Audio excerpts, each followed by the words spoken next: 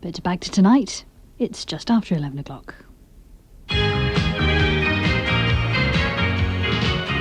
Year ending December the 25th. A look back at the year's news with David Tate, Sally Grace, Alistair McGowan, Dan Strauss, Bill Wallace, Geoffrey McGiven, Brian Bowles and John Glover.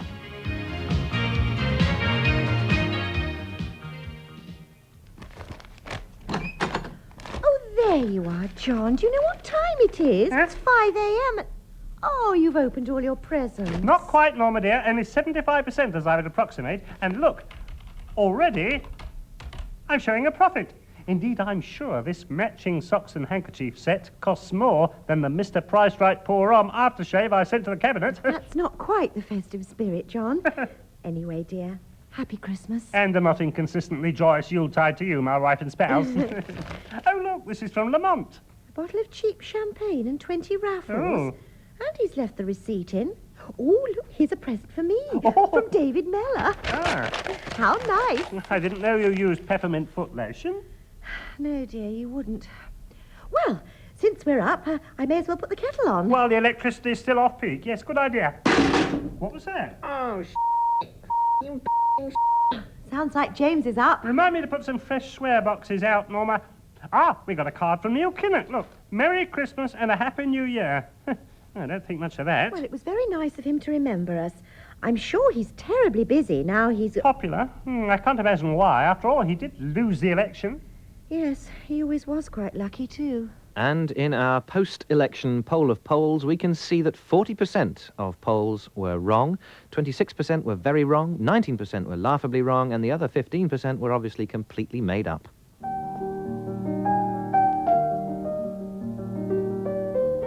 My guest today in the psychiatrist's chair is the Irish Constitution. Tell me, how have you felt about the criticisms made of you that you're a misogynistic, repressive constitution? I suppose guilt, to some extent. I am an Irish Catholic constitution, after all. But I feel I'm taking on a lot of responsibility for others. You feel they're projecting their guilt onto you? Yes, that girl's parents, for example. Now, if they just whisked her off to England for an abortion, nobody would have been any the wiser. They thought they could depend on you for justice. Well, the Attorney General's got no excuse. If he pretended to have heard nothing, there would have been none of this talk of referenda to amend me. That's an extraordinary claim. It's the Attorney General's job to uphold the Constitution. Yes, well, the thing is, you see, now, you've got rules written down, and you've got unwritten rules. You say one thing and do something else. Yes. Now, that's the way things work in politics, you see. I mean, if you go by the Constitution, now, we're entitled to the 6 counties. Now, who wants that lot? And even if we did, the Protestants would never stand for us telling them they can't use the condoms. They want a Protestant government telling them they can't use the condoms. So, with all this conflict, do you feel unwanted? Oh, well, yes. So, sometimes. Sometimes I wish I'd never been born. Why is that? Well, at least then I'd be guaranteed some protection.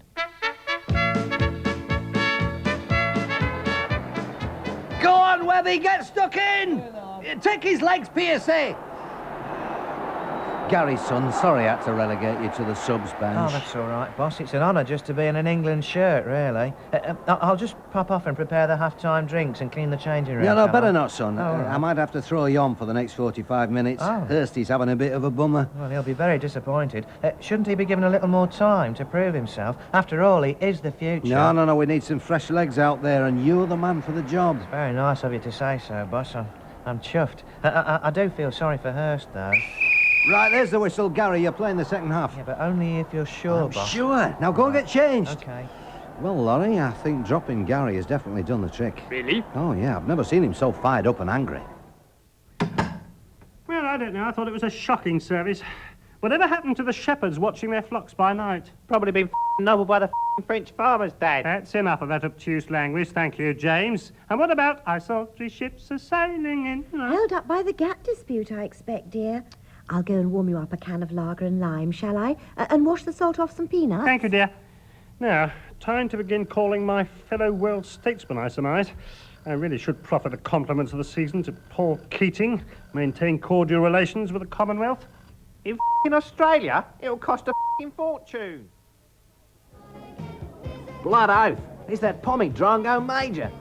You got any idea what flaming time it is, mate? Too right. Don't you know better than to ring in the middle of an all-night festive cabinet session? Anyway, sport, what can I do for you?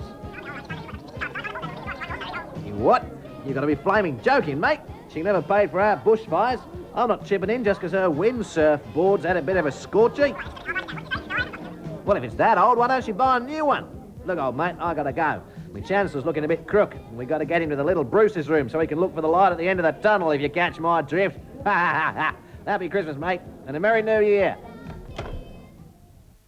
Well, that was most disagreeable. Merry New Year indeed. Cheer up, John. Dinner'll be ready just as soon as I've pureed your sprouts. I don't want them to disagree with you. Never in the field of human conflict has so much been owed by so many to so few. Following on from the success of the Gettysburg Address, Ron Tell presents 20 classic speeches recited by Baroness Thatcher. Ich bin ein Berliner. 20 all-time greats, including You've Never Had It So Good, the Nuremberg Rally, and that old favorite from Martin Luther King. I have a dream, my brothers. A dream in which I'm still Prime Minister, and not that little snipe major. All these, plus hits from Nelson Mandela, Malcolm X, and her personal favorite, Right Said Fred. I'm too sexy for my shirt. So sexy it hurts. 20 classic speeches from one classic has-been.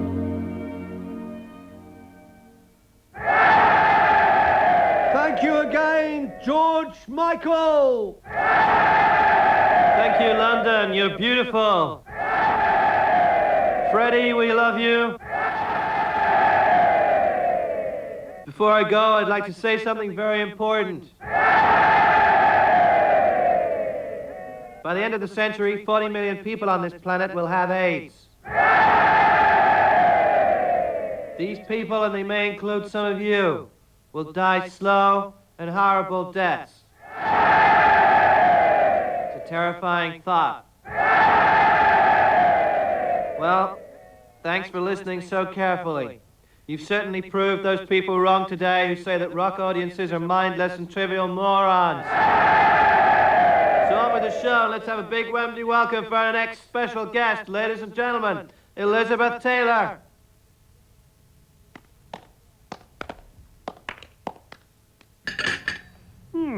An excellent meal and repast, Norma, my dear. Indeed, I feel quite full and replete. Oh, thank you, John. I'm glad you liked it. I'm sorry about the pudding, though. After that prototype £5 coin I swallowed, a modicum of discomfort. I may consult our GP once I've ascertained that he's a fund holder. Yes, in the meantime, I think I'll just phone the Prince of Wales. Oh, not another call, John. Think of the phone bill. Don't concern yourself, Norma. This is private business. The Treasury can pay. Hello? Ah, Your Royal and Regal Highness, may one take this opportunity to extend to you the... Yes, thank you, Major. Now, if that's all... There was one other small item, about your living arrangements. I'm sorry, one's mind is made up. Highgrove's in Band B for the council tax. No, I was thinking of your London accommodation. I'm sure Clarence House is a bit cramped, and if you're looking for a more palatial palace, lovely architecture... One might be interested. Where, exactly? A not at all disagreeable riverside location. Really? And I understand the Docklands Light Railway is really very reliable these days. Of course, if you want to change the name to Charles's Wharf... One doesn't think so. Look, Happy Christmas and a thingy New Year, yes. Yeah.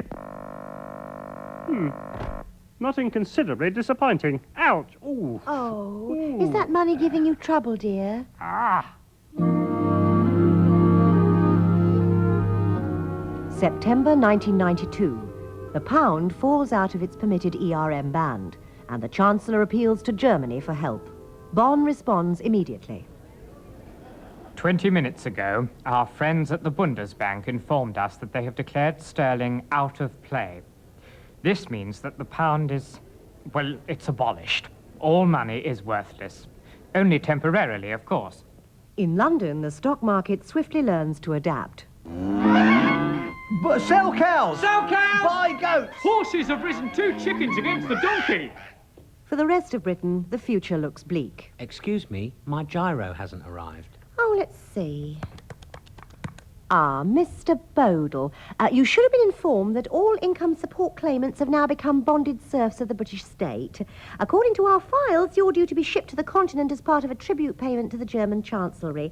Your hulk leaves at 6 p.m. Is that all right? Sacrifices had to be made, but the storm soon blew over. As the Chancellor had promised, Britain shortly resumed trade with its European partners. City news now. The yen stabilized against the dollar, closing up half a cent at $1.20. The mark, however, rose sharply against the British rabbit skin, taking the pelt dangerously close to the floor of the ERM's very, very, very, very wide band. Norman Lamont said today that British rabbit skins are very healthy, with a beautiful sheen, and would be devalued over his dead body.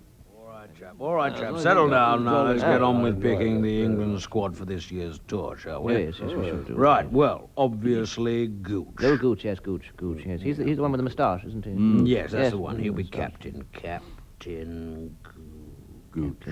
Right. Yeah, there he's on the list. Now, he's on the list. Who else? We mean we've got to pick more? I thought that was it. Oh, no, Sir Nigel. We've got to pick a whole team. Oh. So, now the ban's been lifted on certain players, do we select them? I'm thinking of Gatting here. Well, I think so, yes. I mean, he does know some pretty good songs for the plane journey over there, and of course the fellow's terrific fun in the hotel. And what's more, his name rhymes with batting. Does it make it easier for us to remember which position to play him in? And it's good for the newspaper headlines with good batting, Gatting, and Gatting has been batting. Yes, good. Right. Well, he's in. And what about, Gower? No, I... Yes, well, I agree. Yes. He does look a bit sissy, Yes. doesn't he, with his curly, blondie hairdo. That's right. Don't want that sort playing for England, do Oh, you? no. And his name rhymes with flower. I didn't know Puffy. Yeah. So, I could see it now. Gower picks a flower. Nowhere near as good as brilliant batting from Gatting. No, you're right. No, you're quite right. Yeah, so we're agreed there's no place for a has-been like Gower. No, right. We'll pick someone who's tried and tested and can be relied on to pile up the runs in Test cricket. Yes. Graham Hick. Yeah. No place for Jack Russell. No, we don't want any little dogs getting under our feet, do we? No. Happy things. Right. So it's just left to fill the final place with someone no one's heard of. Right. Yes. Think of a name. Paul. Good. Now, surname? Taylor, perhaps? Good. Is there a Paul Taylor playing in it? Yes, he plays for North Ends. Okay, well, he's in the team. There he Right, is. well, that's it. That's the cricket team picked. Now, let's pick the football squad. Aye. Any ideas? Tommy Lawton. Yeah, and that travel place for action. Bill Clinton announces his hopes for the future. With me now is the President-elect, Mr. Bill Clinton.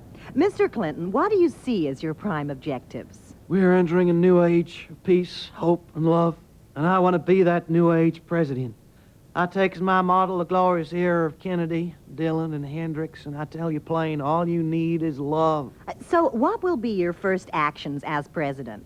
The White House is just too square, man, so I'm going to have them smooth out all the corners. Then it needs an influx of psychic energy, so I'm going to have it rolled onto a ley line. You're going to move the whole White House? Well, if that's too much trouble, we can, just demolish it and put up some tents, maybe a few caravans. Have a groovy presidential commune. But think what this will do to our international relations. Hey, chill out. We can have all world leaders round to my pad to just sit around the commune and be cool. We could have a love-in. Saddam and I could settle our differences over some funny cigarettes. But what about defense policies? Oh, yeah. I've written a song about that. Listen.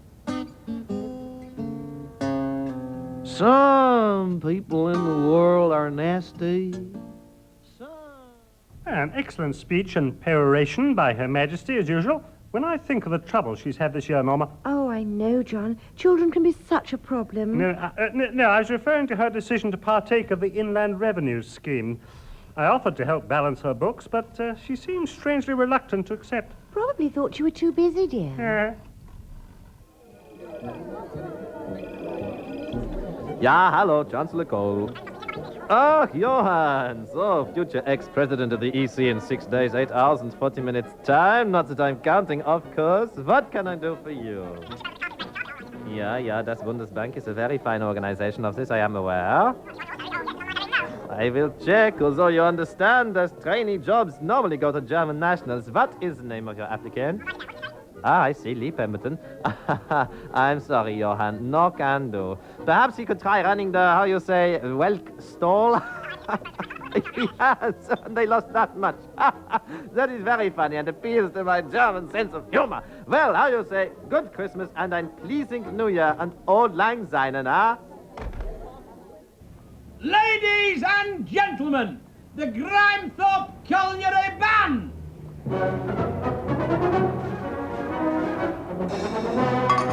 Bless you, love. Super. Terrific. Thank you, love. Thanks very much. Bless you. Super. Hey up, lads! It's the cop! Lester Piggott recovers in Miami Hospital after riding accident. Good morning, Mr. Piggott. And how are we feeling today? Well, not. Better. Splendid. I must say you're making a wonderful recovery. Now, there are some people outside from the press. Would you like to see them? No, absolutely not. No, tell them to go away. All right, Mr. Piggott. I'll show them in, but not for too long now. Lester, how are you feeling? I feel awful. I'm totally drained. What did he say? Brave Piggott says he feels no pain. No, I didn't. I said everything's aching. This won't stop me racing, says tough as old boots Lester. I never did. Why can't you write down what I say? I've had worse falling out of bed, says Peter Pan of racing. Oh, for Pete's sake, anyone would think I was already foreigner. I'm afraid I must ask you to leave now, folks. Mr. Piggott has just reminded me it's time for his enema.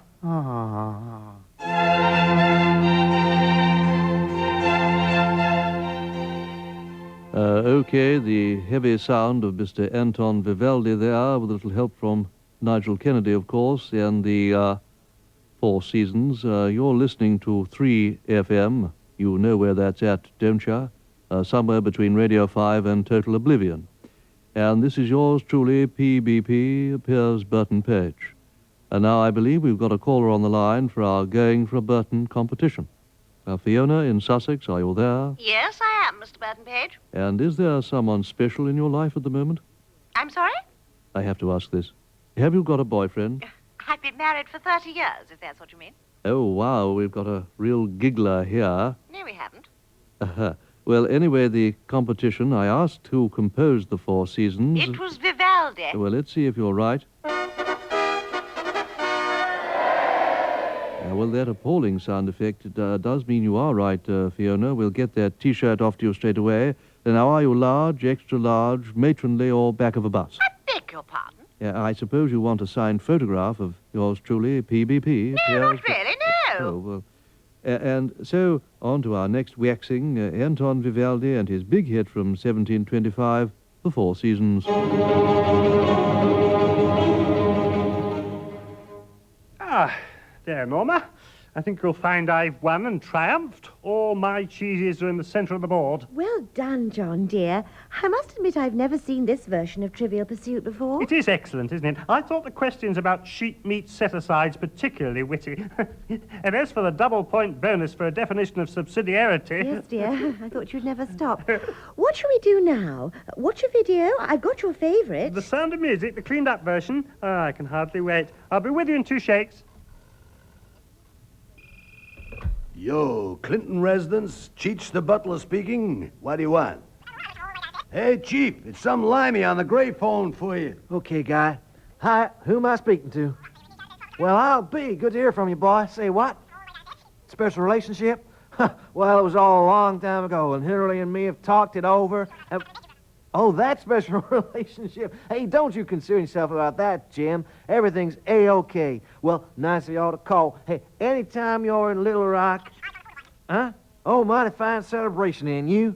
Presents? Yeah, I got plenty, thanks. It's all right, it ain't easy getting the right things when you're 6'4".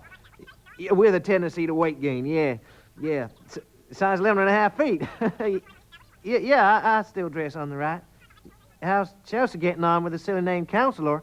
Well, fine, Jim, though we're kind of sensitive about... No, of course, there's nothing wrong with taking an interest. yeah, don't you worry, Jack. I'll be sure to remember you in the new year and take care of you. Have a good one and all. Special relationship? Jeez, Hillary, what number's the CIA? Let's see if they got any files on, geez, what's the guy's name again? In your truth-packed Daily Mirror this week, we'll convince you, the public, that all our stories about Camilla Parker Bowles and Prince Charles are totally true. It's the story of the week, and we're calling it Camilla Gate. Yes, simply by putting the word gate at the end, we prove conclusively to a rather gullible public that our story has to be 100% genuine. So read on this week as we print accounts of people who saw them kissing. Kissing Gate. In the garden. Garden Gate. After which Charles wore a wry smile. Rye Gate. Also this week, the arms to Iraq scandal. Iraq Gate. The split in the Church of England. Bishopsgate. And the anger of Bill Wyman in the divorce court. Billy Gate Gruff. It's all in your super soar-away Daily Mirror. Gated tomorrow.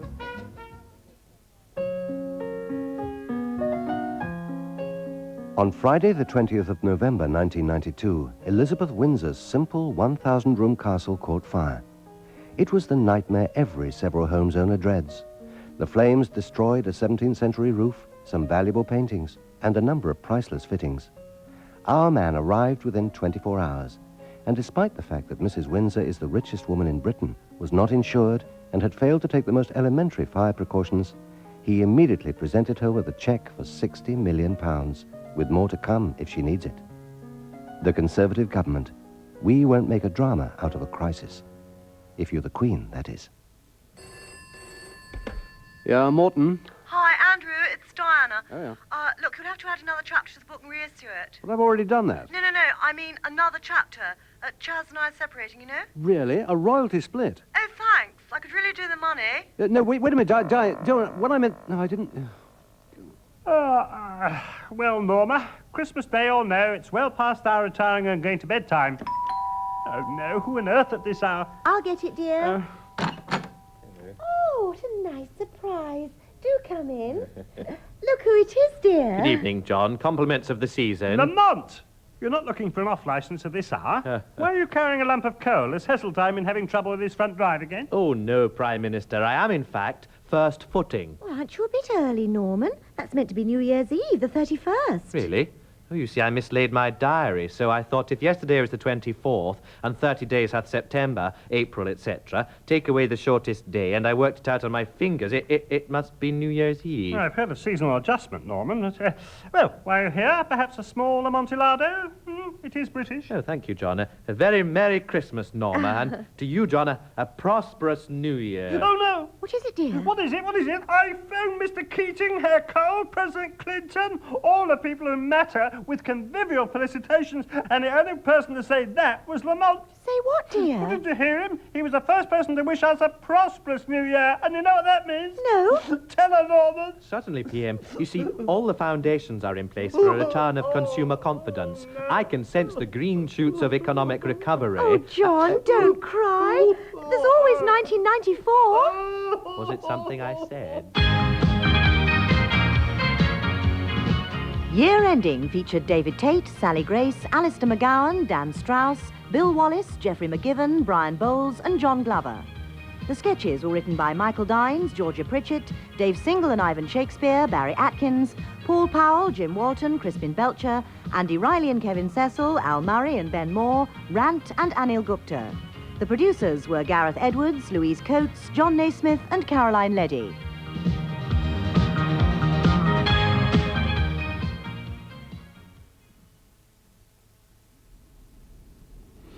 Well, as we come to the end of year ending, the day is ending too. In about 20 minutes' time, the girls of St Paul's School in Hammersmith will lead us in a Christmas Day reflection which focuses on Christ as the Lord of the Dance, My Dancing Day. But now our Bible reading. It's taken from the book of Isaiah, and the reader is David Neal.